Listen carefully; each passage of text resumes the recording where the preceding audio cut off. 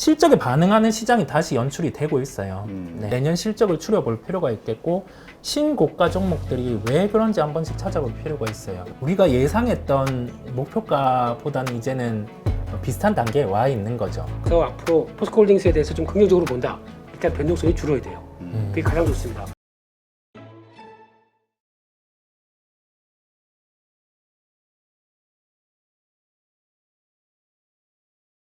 요 이번 주간의 일정 가운데서 우리 김민수 대표가 가장 중요하다라고 생각하는 게 무언지 한번 찝어봐 주시고 그다음 우리 이성웅 이사도 한번 좀 설명해 주시죠. 다 중요하고요. 다 중요한데 제가 보기에는 아무래도 월말 월초다 보니까 제조업 관련된 얘기들, 제조업 관련된 지표들이 그래도 지금은 이제 금리는 거의 다 왔다. 근데 그만큼 잘 견디고 경기가 돌아갈 수 있는 바탕들이 되겠느냐라는 쪽으로 봤을 때는 제가 보기에는 제조업 쪽 관련된 지표들 체크하는 거 중요할 것 같고요. 또 하나 기업 실적들, 그래도 이것도 잘 버티는 실적들 나왔는지 이게 중요할 것 같아서 그런 정도로 보고 있습니다. 지난번에 이제 저 중국의 PMI 지수 저게 그 뭐라 그럴까요? 그 50 밑으로 나와서 경기 침체를 표현했잖아요. 이게 지금 전망들은 어떻습니까? 전망들은 안 하고 있습니다. 아 모르겠다. 네, 그냥 중국이 워낙 이번에 경기 부양을 여러 가지를 하고 있는데 그게 산업적인 것보다 민간 기업을 참여를 시켜서 뭔가를 유도하겠다라고 하게 되면 직접적으로 불을 지피는 게 아니거든요.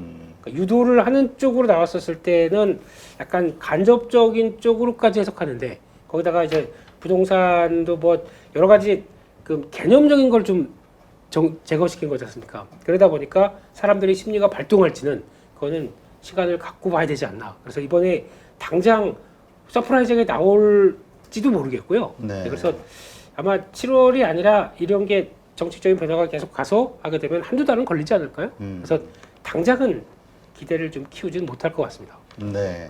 이성웅 이사는요? 지금 미국 시장 같은 경우에 특성을 보면 지표에 시장이 크게 반응을 하고 있지 않아요. 그렇다 보니까 우리가 각 시장의 색깔별로 바라봐야 되는 지표가 다를 수 있는데 지금은 시장 참여자분들이 달러 인덱스 흐름 보고 시장의 방향, 달러 인덱스가 격하게 방향이 변하지 않으면 지표에 대한 반응은 크게 하지 않아도 될 것으로 보이고요. 우리나라의 지표 하나가 아주 시장이 우호적인 게 거래대금의 증가거든요.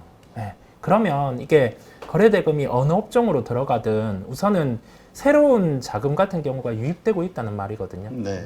그렇다 보니까 시장은 우호적인 시각으로 우선 바라볼 필요가 있겠고 지표보다 뒤에 이제 말씀을 해주실 기업 실적 발표 일정에 더 주목을 할 필요가 있겠습니다. 결국 우리도 기업 실적이 앞으로 중요하다 이번 주간. 네네. 네. 자, 그럼 김수 대표 네. 그 한번 좀 알려주시죠. 어떤 기업들이 실적 발표하는지. 안 알려드리고 싶고요. 일단요. 네, 중요한 게 거래대금 말씀하셨으니까 네. 자금 동향 잠깐 보겠습니다. 아, 그래요? 네. 지금 현재 고객 예탁금이 무시무시합니다. 58조 2천억까지 늘어났습니다. 그러니까 보통 저희가 한 53조, 50조 왔다 갔다 하던 게 갑자기 이렇게 급증한 거 과연 뭐 때문에 그럴까요? 2차 전지주에 대한 열풍? 예? 딩동댕? 뭐 촉발이 거기가 돼서 야나두 이러면서 자금이 들어오는 것 같습니다. 그래서 이게 촉발이 돼서 이게 이 기조로 나오게 되면 조만간 8월 초중쯤 되면 그때 또 휴가 시즌도 있잖아요. 네. 휴가인데 안 가고 주식하시나요?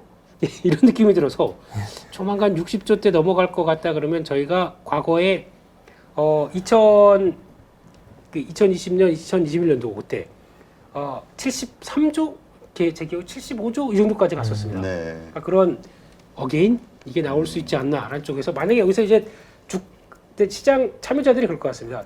주가가 오르는 거 보고 뛰어들 것 같거든요. 네. 이런 현상들이 나오지 않습니까? 그러면 여기서 2차 전지도 그렇다고 치고 또 한쪽인 반도체가 SK하이닉스가 52주 신고가인 거 아시죠? 그래요? 네, 거기까지만 하겠습니다. 키스. 거기까지만 하겠습니다. 뭐 더 이상 얘기 안 드립니다. 네, 거기다가 또 하나 신용잔고 보게 되면 지금 20.1조 정도쯤 됩니다. 이게 많다 적다보다 그래도 20조 이상 넘어가게 되면 정도로 보는데 이게 생각보다 이제 가파르게 늘어나면 좀 걱정이 되겠죠. 근데 중요한 거는 코스피 쪽으로 가파르게 내려갑니다. 네. 과거와 좀 다른 현상입니다. 그러니까 지금 코스닥은 그래도 최근에 급등하다 보니까 2차 전지 쪽으로 100% 증거금을 많이 묶어놨기 때문에 아마 코스피 쪽으로 좀 더 몰리는 게 아닐까라는 생각들 이거 한번 보셨으면 좋겠고 의외로 특이한 게 미수금이라고 있습니다. 이게 지금 제가 미수 쓴 지가 저도 진짜 오래된 것 같은데 미수금이 팍팍 늘어나고 있습니다. 이게 좀 중요한 것 같아요. 상당히 공격. 근데 대부분 2차 전지 쪽 아니냐라는 시각들도 있어요. 당일만 살자. 이러면서 미수를 당일로 끝내려고 하는 매매들이 되게 많은 것 같아요. 근데 이걸 잘 보시게 되면 올해 3월 달만 하더라도 2천억 대였습니다. 네. 근데 지금 현재 하루 중에 거래되는 게 6천억까지 들어옵니다. 와. 3배가 늘었습니다. 3배 증가했네. 네. 근데 왜 그러냐 봤었을 때 CFD가 지금 제대로 작동을 못합니다. 그러니까 즉 정부 규제도 있고 증권사에서 잠시 신규 CFD 계좌 개설 못하고 거래도 일단은 매수가 좀 중지가 된 상태다 보니까 청산만 되는 쪽으로 나오다 보니까 잠깐만 내가 CFD를 이거 손맛 좀 봤는데 이거 뭐 하고 싶은 거 없냐고 봤었을 때 이게 이런 식으로 들어오지 않느냐 추정이 나오는데 모르겠습니다. 이게 왜 그런지는 모르겠는데 아니면 신규로 이렇게 자금 들어오다 보니까 자 이거는 신규 자금 한번 좀 땡겨봐 이러면서 들어올지도 모르겠고 근데 이것은 좋은 현상이 아닙니다. 그렇기 때문에 미수가 이렇게 급증한다는 얘기는 미수 거래가 그렇게 되면은 잘못 걸리게 되면 3일 뒤에 반대되거든요. 그렇죠. 네, 그렇게 되기 때문에 요거는 동향들이 좀 안정이 돼야 좋은 것 같고 그러니까 초기에 예탁금이 늘어나다 보니까 나오는 현상이다라고 해석하시는 분들이 있는 것 같아요. 근데 절대 요거 늘어나는 건 좋습니다. 요거는 굿, 제로, 이거 오, 신종 이거는 세모 잘 모르겠습니다. 조금 더 진행되는 거 봐야 될 것 같고 이건 X 이런 상황이다 보니까 차라리 이게 계속 꾸준히 늘어나는 게 제일 좋겠죠. 지금은 그렇게 보시면서 흐름들을 맞춰 가시는 게 좋을 것 같습니다. 네. 기업 실적 얘기를 드리게 되면요. 오늘 실적 발표하는 것 쪽에서 나오는 게 현대오토에버 우리 우 이사님 좋아하는 종목인데 네, 잘 나오겠죠? 네. 예. 이제 확인해 주세요. 네. 자신이 없는데 목소리가 웃음소리가 자신이 없어. 네. 그리고 롯데정밀화학 아프리카 TV WCP 이쪽도 아마 시장에서 관심이 좀 높겠죠. 예. 그리고 이쪽에 나오는 IR 내용들이 더 중요할 것 같습니다. 지금 분리막 관련돼서 관심이 높은데 정말 돼요? 라고 하는 부분들 체크해야 될 것 같고요. 8월 1일 화요일 날은 캐터필러 체크해야 될 것 같습니다. 국내에서 건설기계 쪽과 같이 움직였던 부분들이고 AMD 실적 발표죠. 이것도 인텔 잘했으니까 AMD도 괜찮아? 시장의 기대감이 살짝 높아가겠죠. 이거 보셨으면 좋겠고 나머지는 머크와이자 빼고 스타벅스 네, 소비 쪽 그리고 제약 쪽이다 보니까 직접적인 관련은 좀 적지 않나 싶긴 한데 한번 보셨으면 좋겠습니다. 그 밖에 카카오페이가 항상 실적 안 좋은 애가 먼저 합니다. 그래서 이번에도 카카오페이가 어떻게 될지는 좀 별 기대감은 없습니다만 네, 그래도 체크하셨으면 좋겠고요. 넥센타이어가 증설 얘기가 좀 있는데 이게 이번에도 밝히면서 왜 증설을 할까요? 그러면 전기차 관련된 타이어 큐가 늘어난다 뭐 이런 쪽으로 나와서 이게 구체화되기 시작하면 시장에서도 실적 발표와 함께 조금 더 변화가 되겠죠. 보셨으면 좋겠고요. HK노에는 잘 모르겠습니다. 뭐 일단 시장에 그렇게 크게 관심이 있는 쪽은 아닌 것 같고요. 8월 2일 수요일 날은 퀄컴 쪽에서 나오는 모바일 스마트폰 보니까 2분기에도 네. 스마트폰이 7.8%인가 줄었습니다. 생각보다 잘 안 팔리네요 스마트폰이. 이렇게 되는데 하반기엔 계속 기대감 높이긴 하는데 게다가 또 하반기에 지금 나오는 데이터로는 PC 그리고 또 스마트폰 이거는 개선 쪽으로 무게를 둡니다. PC 쪽도 인텔에서 밝혔듯이 그렇게 나오다 보니까 이게 나오는 부분들이 좀 변화가 돼서 이끄는지 그래야 IT 쪽 변화 나올 거고 그래야 반도체 쪽도 개선되는데 좀 힘을 낼 거고 그런데 그거 한번 또 퀄컴의 동향으로 한번 또 체크를 해야 될 것 같습니다. 그 밖에 카카오뱅크 게임즈 카카오입니다. 넘어가겠습니다. 네, 그래서 아마 실적은 뱅크도 나쁘진 않을 것 같아요. 근데 그렇게 나쁘지 않은데 게임즈는 잘 모르겠고요. 별로일 것 같습니다. 일단은 그래서 요거 일단 실적 반응과 함께 체크해야 될 것 같고요. 롯데칠성은 예, 그런 정도. 8월 3일 목요일 날은 애플, 아마존닷컴 다 실적 나옵니다. 근데 애플은 지금 2분기다 보니까 약간 비수기 쪽이죠. 네. 그런 쪽에서 성과는 그냥 눈높이 정도로만 보고 있는데 하반기에 대해서 지금 자꾸 아이폰 15, 아이폰 15이 생각보다 좀 덜 팔릴 것이다 뭐 이런 얘기도 나오는데 그에 따른 애플이 어떤 얘기하는지 체크해야 될 것 같고 아마존닷컴도 뭐 그냥 지금 나오는 실적에서 큰 변화 없지 않겠느냐라는 쪽인데 마찬가지로 AI를 통해서 무슨 변화를 어떻게 이끌어낼 것이냐 이거에 대해서 좀 더 시장은 관심 가질 것 같습니다. 한국에서는 또 카카오 실적 발표하고요. 컴투스 개인적으로 요거 중요할 것 같습니다. 대덕전자 실적 발표하는 거 체크를 해야 될 것 같고요. 기판의 강자인 만큼 아마 실적 자체적인 건 지금 별로일 것 같습니다만 앞으로 전망에 대해서 조금 더 긍정적으로 얘기할 부분들이 있기 때문에 이거 체크했으면 좋겠고요. 그 밖에 한국에서 네이버 실적 발표하고 네이버가 이번 2분기에 한때는 실적들이 별로일 것이다 하다가 갑자기 또 증권사들이 폭주하네요. 아니다 좋을 것이다 라고 또 얘기하다 보니까 누가 맞는지 모르겠습니다만 일단 실적보다 지금 8월 24일 날 공개될 하이퍼클로버 X를 어떤 식으로 이끌어낼 것이냐라는 데 관심이 많은 것 같습니다. 그래서 계획이나 그를 통해서 네이버가 보여주는 즉 이것도 중요한 게 그거 같습니다. 돈 어떻게 벌을 거예요? 이거 가지고 수익성 얘기가 제일 중요할 것 같고 어떻게 수익성을 맞춰가느냐 이게 더 중요할 것 같은데 비용은 지금 보니까 우리가 얘기했듯이 이번에 하이퍼클로버 X에 들어가는 뭐 GPU 비싼 거 들어가고 이렇게 안 했다고 하더라고요. 그런데도 이 정도를 성과를 낸다. 이게 생각보다 돈이 많이 안 들어갔다. 그래서 빅테크 기업보다 비용이 4분의 1이라고 하는데 이거에 대한 내용을 한번 좀 체크해야 될 것 같습니다. 네. 그리고 마지막으로 개인적으로는 CNC 인터내셔널 화장품 쪽에서 실적 기대하는 쪽이죠. 뭐 코스메카 코리아, 잉글우드랩, CNC 인터내셔널, 또 아이패밀리 SC 뭐 이런 것들, 요런 그나마 인디 브랜드로 되는 회사들 몇 개 쪽에서 실적 발표하다 보니까 이거는 체크하셨으면 좋겠다라고 말씀드리겠습니다. 네. 자, 이 가운데서 우리 좀 눈에 들어오는 게 있나요, 이성웅 이사? 오늘 실적 발표하는 WCP 같은 경우가 자, 시장 반응이 2차 전지가 변동성이 커질 때 분리막 쪽은 상대적으로 기대감이 낮았기에 주가가 빠질 때는 덜 빠졌는데 반등은 빨랐어요. 그게 왜냐면 SKI 테크놀로지가 2분기 실적 발표를 먼저 했거든요.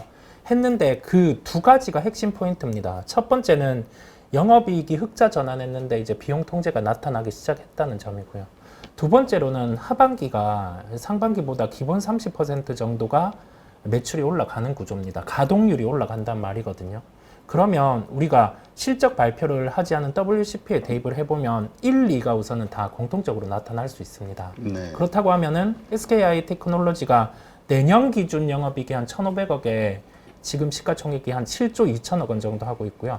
WCP가 내년 기준 956억 정도 영업이익의 시가총액이 2조 6천억이에요. 이게 이익이랑 시총을 비교하는 게 아니라 하나 더 비교를 해봐야 돼요. 이쪽에 증설에 맞춰서 어느 정도 캐파가 가능하냐라는 점을 비춰봤을 때 WCP가 만약 SKI 테크놀로지 정도의 실적이 2분기에 나온다라고 하면은 시가총액 한 3조 정도까지는 안착이 가능해요. 그렇다 보니 저는 개인적으로 7월 31일 오늘 WCP의 실적을 좀 주목해 보고자 하고요.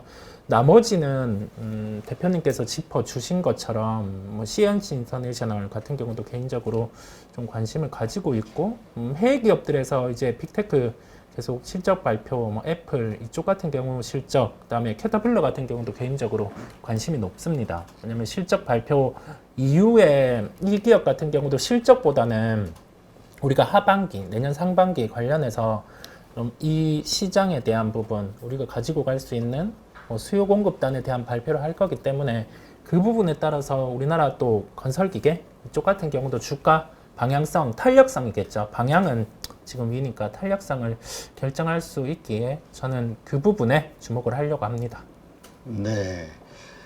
혹시 여기 뭐 더 덧붙이실 말이 있으실까요? 없습니다. 없어요? 네. 그럼 그 다음 하고 싶은 말을 해봐요. 하고 싶은 말이요. 사랑합니다. 근데 그 네이버는 네. 어때요? 네. 오늘 앙탈을 부리시네. 착즙이 앙탈 시간이야. 지금 네이버 뭐 최근에 약간 좀 꿈틀대는 모습을 보여주고 있잖아요. 플랫폼 기업들. 네. 이제 결국 금리가 끝나간다고 하면 결국 이제까지 한국은 힘들었지만 미국은 불을 뿜었죠. 이 플랫폼 기업들에 대한 관심이 커지지 않겠냐라는 일각의 기대감도 있거든요. 네, 그게 지금 나오고 있는 현상인 것 같은데 그래서 두 개를 같이 움직이는데 그 제가 보통 그렇죠.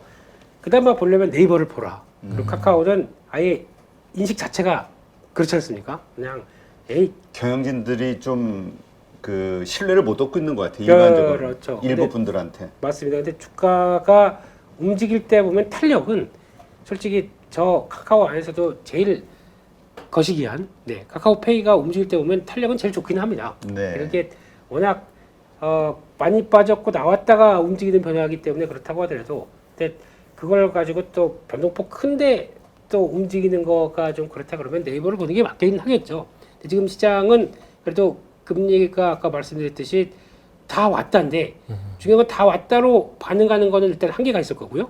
네, 금리가 이제 떨어진다라고 해야 본격적인 성장주에 대한 밸류가 다시 돌아가는 이런 과정이 나올 것 같아요. 근데 그 전에 나오는 거 가지고 플레이는 가능할 수 있습니다만 요게 나오기 시작해야 되겠죠. 금리가 떨어지는 거. 그래야 그다음에 보고 이제 하락했던 밸류에 대한 여러 가지 재조명이 나온다라고 하게 되면 그게 제일 중요할 것 같아서 관심은 있습니다. 관심은 있고 많이 하락했기 때문에 변화 요인들에 대한 체크는 해야 될 것 같습니다. 네. 그렇군요. 자, 이러한 전반적인 것들을 다 이제 밑바닥에 깔고 이번 주 시장 어떻게 대응하실 것인지 두 분의 주간 투자 전략, 트레이딩 전략, 주간 트레이딩 전략이 좀 궁금해요.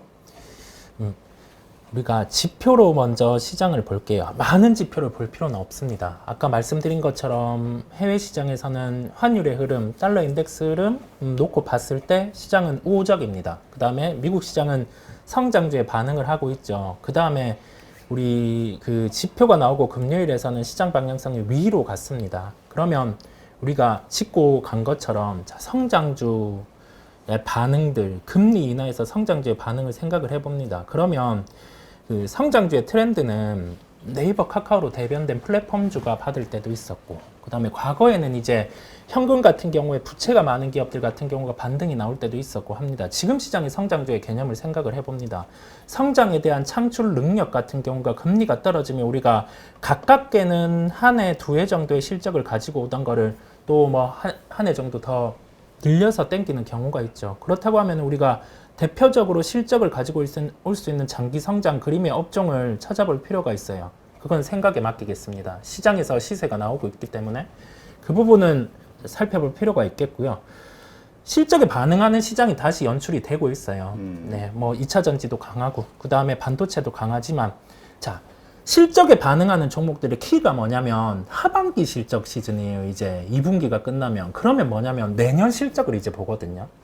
반도체 올해 지금 실적 안 나온다고 안 보면 내년의 실적을 봅니다. 지금은 왜 반도체 장비가 강하냐, 전공정이 강하냐 하면 내년 실적을 봐요. 그렇다 네. 보니까 이번 주 같은 경우 물론 2분기 실적 시즌인데 우리는 한 발 빠르게 내년 실적을 추려볼 필요가 있겠고 신고가 종목들이 왜 그런지 한 번씩 찾아볼 필요가 있어요. 뭐 LOT 백균 같은 경우도 왜 신고가일까? 그러면 여기에서 우리가 후공정에 진공 펌프 원래 안 쓰였는데 뭐 쓰일 수도 있고 2차 전지단이 확장될 수 있고 이게 매출이 커질 수 있는 구조들이 시장에 반영이 되는 거거든요. 그렇다 보니 결론은 그겁니다. 저는 신고가 종목에 대해서 계속 정리를 하고 이런 종목의 특성 같은 경우가 왜 시가총액이 확장이 되는지를 볼 거고요. 실적과 관련해서는 WCP의 플레이는 생각하고 있습니다. 이거를 한다라는 건 아닌데 SKI 테크놀로지 정도의 실적이 나오면 저는 WCP를 플레이 할 거고요. 그 다음에 2차 전지 쪽은 금요일에 반등 이후에 지금 이번 주에 저점을 깨지 않으면 변동성이 좀 줄어드는 게 좋아요. 줄어들면 한 번 더 시세 반등이 가능할 것으로 보이고 반도체 단 SK 하이닉스가 신고가입니다. 미국의 장비주들 같은 경우도 신고가가 나기 시작했거든요. 내년을 보는 겁니다. 그러면 우리는 짧게 지금 시세를 보고 이게 여기에서 끝이다라고 하기보다는 내년에 확장될 수 있는 실적을 보고 조금은 짧은 매매보다는 저는 2분기 실적 바닥으로 놓고 좀 모아가는 매매 그쪽 대응을 하려고 합니다. 네. 2차 전지에 아무래도 김인수 대표는 계속 올인할 것 같다 이런 의견들이 계속 올라오는데 어떻게 보세요? 왜냐하면 추정 60분에서 리튬에 대한 그 무늬만 2차 전지주, 뭐 광물주 이거를 좀 다뤘어요. 그래서 저도 일요일 날 보긴 했는데 몇몇 개 업체들이 그 예시로 나왔는데 어떤 영향을 미칠지 모르겠어요. 저희가 다 예고했던 부분이죠. 네. 예, 무늬만 리튬 이런 건 조심하자. 예, 이런 쪽이고 이번에 뭐 혹시나 2차 전지 종목들을 움직이는데 전혀 반응을 못합니다. 왜 그럴까요? 그렇다고 하게 되면 무슨 겉으로 거창하게 뭐 보여도 속으로는 아닌 게 더 많기 때문에 이쪽이 제일 중요한 게 그겁니다. 돈을 들여서 뭘 한다고 해서 뭐 거창하게 뭐 우리 이런 거 합니다. 그래서 뭐 멋있게 보여주고 하는데 중요한 건 수주가 돼야 돼요. 네. 수주가 되면서 수주를 할 가능성이 높고 그러면 그것 때문에 그러니까 기업도 그렇지 않습니까? 증설을 한다는 의미는 막연하게 우리 이거 돈 될 것 같은데 증설을 안 합니다. 수주처를 확보한 다음에 그 다음에 이게 줄 것 같기 때문에 그 다음에 증설을 하죠. 근데 이거는 지금 잘못하게 되면 증설을 그러니까 새로 뭐 공장을 만들고 뭘 투자를 하는데 계획들이 그냥 일단 공장 지어봐 뭘 할게가 아니라 수주가 받을 걸 가능성을 놓고 해야 되는데 그게 없다고 하게 되면 하다가 흐지부지 되게 되면 그냥 결국에는 주가만 띄울 꼴밖에 안 되지 않습니까? 그러니까 그런 거는 주의해야 되겠다라고 생각이 들고 개인적으로는 일단 이번 주 2차 전지 일단 지난번에 움직인 거 봐서는 계속 우상향을 시도할 겁니다. 네. 그런데 어제 찐시황 지난 금요일 날 목요일 토요일 날 찐시황에서 말씀드렸던 내용들은 산업은 오케이, 산업에 대해서는 계속 공부하고 가는 거 맞다. 하지만 주가는 8월 달 중으로 줄이자라고 말씀드렸습니다. 네. 왜냐면 에코프로가 이제 MSCI 편입 얘기 나오고 그 다음에 어떤 추정하는 자금들 들어오고 하게 되면은 그 다음에는 보통 약간 좀 힘을 잃는 게 일반적입니다. 네. 그때 좀 강했던 변화가 그렇기 때문에 그런 중심으로 보게 되면 8월 달에 어느 정도 주가가 이제 아직 지난번 고점 뭐 150 몇만 원 치고 이렇게 내려왔다가 다시 시도한다고 하더라도 이 성장을 가지고 이번에 강하게 여기까지와 그 약간 바로 여기서 치고 가게 되면은 기간 조정 없이 들어오는 거 흐름이거든요. 그러니까 저는 항상 한번 과열이 들어오게 되면 가격이나 기간 조정이 좀 들어와야 된다고 생각합니다. 근데 가격 조정이 좀 들어와야 그 다음에 한 3, 4개월 좀 안정적으로 보인 다음에 그 다음에 또 시도를 하는 게 일반적으로 강한 종목들의 특징이라고 생각합니다. 근데 그때 오히려 8월 중에 어떤 수급 이슈까지 있는데 이것까지 감안해서 혹시나 시점 고점 비슷하게 뭐 저는 120 에코프로 기준으로 120, 130이 좀 적당한 것 같아요. 그 정도가 거기서 그 이상으로 간 건 좀 오버했다고 생각하고 있기 때문에 장기적으로는 괜찮습니다만 지금 이런 상황 쪽으로는 아마 한번 일단 좀 브레이크를 좀 걸어주는 게 더 건강한 게 아니냐 이런 생각이 들어서 일단 제가 산업을 얘기 드린 게 아니라 주가만 얘기 드린 겁니다. 네. 이거 한번 보시면서 참고를 해주셨으면 이런 발행으로 중장기적으로는 그 성장이 담보가 되는지만 그렇죠. 단기적인 주가 하긴 뭐 지금의 주가 흐름은 그 기업 가치보다는 그 뭐라 그러죠 그 공매도와의 어떤 이런 오버슈팅 그 환매수에 대한 이 부분이라고 지적하시는 분들도 있기는 해요. 수급 이슈가 좀 가세되다 보니까 저렇게 됐죠. 근데 요게 만약에 수급 이슈 없이 그냥 편안하게 움직였으면은 그냥 차곡차곡 움직였다가 또 차곡차곡 조정받았다 이렇게 갔었을 겁니다. 그럼 그게 가장 좋았는데 뭔가 자꾸 이슈를 던지다 보니까 사람들의 마음을 자극하는 거 네. 이게 더 전 좋은 현상이 아닌 것 같거든요. 그래서 그렇게 한번 정리를 하고 보셨으면 좋겠다라고 말씀드리고 싶고 두 번째는 반도체입니다. 네. 반도체는 뭐 그냥 지금 기준으로는 사이클도 바닥에서 턴하는 거고 그러다 앞서 이성우 기사님 말씀하셨듯이 왜 반도체 장비주들이 신고가가 나겠습니까? 글로벌 장비주들이 그런 의미가 있다고 봐야 될 것 같고 제가 이번 주 노리는 거는 그겁니다. 지금까지는 엔비디아를 보면서 엔비디아와 SK하이닉스가 추이를 이뤘습니다. 그러니까 지금 HBM3는 지금 현재 1등 누구 우리한테 공급할 수 있는 애 누구 딱 두 가지 관점으로 갔죠. 근데 여기다가 삼성전자가 나 화났어 이러고 있습니다. 네. 니네들 그러고 있니? 화났어. 그러면 이번에 실적 발표를 통해서 우리 투자 강하게 한다. 기다려 이러면서 나오기 시작합니다. 삼성전자가 투자합니다. 그냥 원래 이게 HBM3가 뭘로 개발됐냐면 게이밍용으로 개발된 겁니다. 네. 게이밍용에서 뭔가 GPU와 연결돼서 좀 성과 좋게 해서 압축하는 이런 걸로 개발됐다가 원래 삼성전자가 했거든요. 그러다가 이거 우리가 했는데 돈 되겠나? 잠깐 놔둬라고 했다가 그걸 SK하이닉스가 강화시키면서 딱 맞춰간 거죠. 아니 우리 건데 화가 나죠. 이거 아마 하반기에 레벨업 시킬 겁니다. 그러면은 그때 나올 수 있는 지금부터는 삼성전자양 밸류체인을 갖고 있는 장비 요거 체크하셔야 될 것 같습니다. 요게 더 빠르게 움직일 수 있습니다. 이것도 가는 길을 갈 텐데 자 다시 모여 그러면서 이쪽으로 나가게 되면 요쪽 향 하나만 말씀드리면 한 네다섯 개가 있습니다. 네. 그 중에 하나만 말씀드리면 이오테크닉스입니다. 이오테크닉스가 왜 저렇게 움직이는지를 보시면서 다이싱이죠. 다이싱 그리고 그루빙 네, 거기까지. 뭐 왜 난 뭔 이해를 못 하고 있는데? 그러니까 자르고 왜 그 레이저를 활용해서 이렇게 구멍 뚫고 이거 할 때 그 나오는 변화가 이걸 그루빙 뭐 스텔스 다이싱 뭐 이렇게 얘기를 합니다. 네, 찾아보다가 유튜브 보다가 졸았습니다. 너무 어렵더라고요. 예. 네. 근데 이 테크닉스가 공부할 거 너무 많아요 요새. 네, 그리고 플러스 4개, 5개가 있는데 이런 쪽으로 한번 보시면서 대응을 하기 좋겠다. 그래서 이 테크닉스가 움직였기 때문에 주가적인 변화가 나올 거다라고 보셨으면 좋겠고요. 그리고 또 보다 보니까 아마 기판 쪽 얘기들은 계속 나올 것 같습니다. 이번에 아까 대덕전자 실적 발표하면서 기판 쪽은 FCBGA가 가져오면서 나오는 변화 얘기 나올 거고 이걸로 인해서 나오는 또 확장들은 계속 또 체크해야 될 것 같고 그 밖에 오늘 보니까 실적 발표 때 삼성 SDI가 SDS가 우리도 AI 합니다 라고 나왔게 되면 AI를 통해서 나오는 그러니까 SDS가 중요한 게 아니라 저희가 SDS 그렇다고 하게 되면 매매는 잘 안 하죠. 그럼 이거 AI를 통해서 뭔 성과를 보여주는데 엠노가 성과를 또 계속 레벨업 시키기 시작을 할 것 같고요.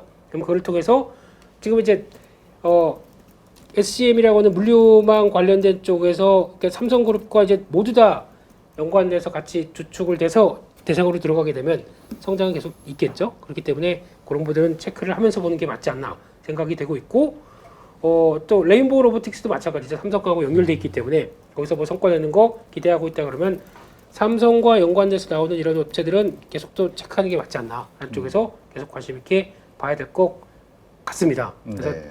이번 주는 일단 2차 전지도 매매는 하겠죠. 자리 들어오게 되면 매매를 하겠는데 큰 그림은 반도체 쪽도 만만치 않게 시장에서 관심이 높다. 대한민국의 두 축입니다. 네, 다 근데 봐야죠. 예. 지금 개인 투자자들의 어떤 그 여론 흐름을 보면은 네. 이번에 이제 어쨌든 에코프로와의 공매도 전쟁에서 승리를 했잖아요. 이 전쟁이 포스코홀딩스로 이전이 되고 포스코홀딩스를 통해서 또 같은 결과를 얻을 수 있지 않겠냐라는 기대감과 네. 의욕들이 지금 넘치는 것 같아요. 근데 또 한편에서는 포스코홀딩스는 외국인의 지분율이 30%고 또 투자자들의 성향이 네. 공매도를 친 투자자들의 성향이 에코프로와는 좀 다르지 않냐. 에코프로는 상당히 공격적인 공매도 전략을 쓴 거고 네. 뭐 이렇게 보시는 분들도 있어요. 이거에 대해서 어떻게 생각하시는지 좀 각각 이야기해 주시죠. 벌어지는 현상을 놓고 벌어질 수 있는 현상까지 한번 대입을 할 필요가 있을 것 같아요. 이번에 에코프로 같은 경우에 시세는 공매도에 대해서는 확실히 보여준 겁니다. 우리 그 개인 투자자분들의 그 힘들을 보여준 거고, 포스코홀딩스 같은 경우는 지금 가까이 뭐 1년 뒤 아니면은 뭐 2년 뒤에 밸류를 가지고 온다라고 하면 우리가 예상했던 목표가보다는 이제는 비슷한 단계에 와 있는 거죠. 그러면 여기에서는 또 다른 수급이 발생을 하면 오버슈팅은 나올 수 있을 것으로 보입니다. 오버슈팅은 나올 수 있는데 그때 지금처럼 변동폭이 안 크게 움직이는 게 좋아요. 왜냐면 좀 주가가 하루에 20% 대형주가 하루에 30% 이렇게 이틀 3일 정도 오르면 이 수치가 뭐냐면 자 20% 30% 20% 이 정도로 해서 주가가 70% 올렸어요. 이 구간에서. 그러면 2년 3년 뒤에 실적을 우선 주가로 대입해서 가지고 오는 겁니다. 그랬을 때는 시장 주체들 같은 경우도 조금 매도가 나와도 여기에서는 그런 인식들이 있는 거죠. 2년 뒤에 실적을 가지고 온 거라는 인식이 있을 수 있기 때문에 주가 변동성 없이 움직여주는 게 좋겠고요. 그 다음에 짚어주신 것처럼 에코프로와 포스코홀딩스는 조금 다른 흐름이 나올 수는 있어요. 왜냐하면 유동성 그런 것도 감안을 했을 때 주가 유동성 그렇다 보니까 많이 급하실 필요는 없을 것 같아요. 왜냐하면 주가는 이게 성장에 대해서 몇 년 뒤라도 확실히 보인다라고 하면은 그만큼의 가치는 찾아가기 마련입니다.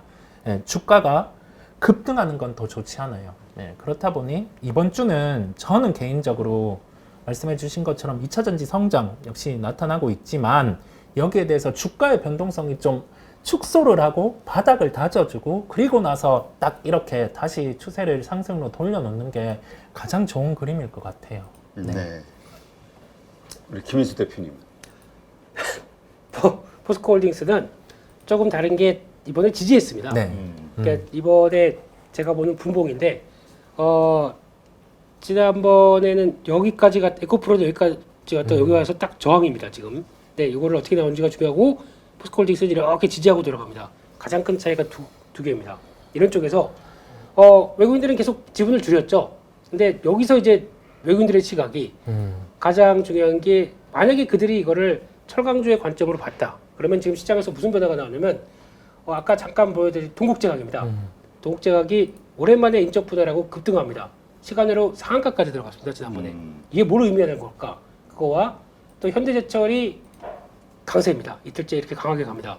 그러면 지금 중국이 움직인다 보니까 철강주에 대한 기대감이 조금씩 올라오고 있는 거죠. 그러면 그러니까 포스코홀딩스가 철강주 쪽으로 지금 바라보는 게 아닌데 그들은 철강주 쪽에 대한 마인드를 보고 혹시나 한국에 이런 포스코홀딩스를 또 대응을 한다라고 하게 되면 그게 어떤 식으로 나올지는 체크해야 될 것 같습니다. 그러면 그게 있다 보니까 좀 강하지 않았나라는 생각도 들고 있는데 근데 저희는 그걸 보고 있는 건 아니죠. 네. 근데 시장의 흐름은 오히려 그걸 보고 있다라는 쪽에서 약간 외국인들의 시각과 조금 차이는 있을 수 있습니다. 그런 쪽으로 봤을 때도 마찬가지겠지만 근데 이게 지금 저희가 알고 있듯이 포스코홀딩스는 빠른 종목이 아니에요. 그리고 시총 지금 벌써 보면은 한 4위, 5위 안쪽까지 들어와 있다 보니까 이게 그렇게 빠르게 움직이면 또 안 되는 종목입니다. 네. 그러니까 아마 지금 가장 이 종목에 대해서 앞으로 포스코홀딩스에 대해서 좀 긍정적으로 본다. 일단 변동성이 줄어야 돼요. 그게 가장 좋습니다. 그래 줄여놓고 거기서 천천히 움직인 다음에 그렇다고 변동성이 준다는 건 가격을 하락한다는 얘기가 아닙니다. 네. 그렇기 때문에 그 안쪽에서 움직여놓고 버티다가 거기다 외국인들도 시각이 뭐 철강 쪽에 대한 시각이 바뀌면서 들어온다라고 하게 되면 오히려 플러스 알파는 되겠죠. 그런 쪽으로 바라보시되 지금 점진적인 변화 쪽으로 생각하시는 게 좋지 않나 싶어서 만약에 움직임 나오게 되면 폭이 훨씬 더 좀 단단하지 않을까 이렇게 생각을 하고 있습니다. 네, 알겠습니다.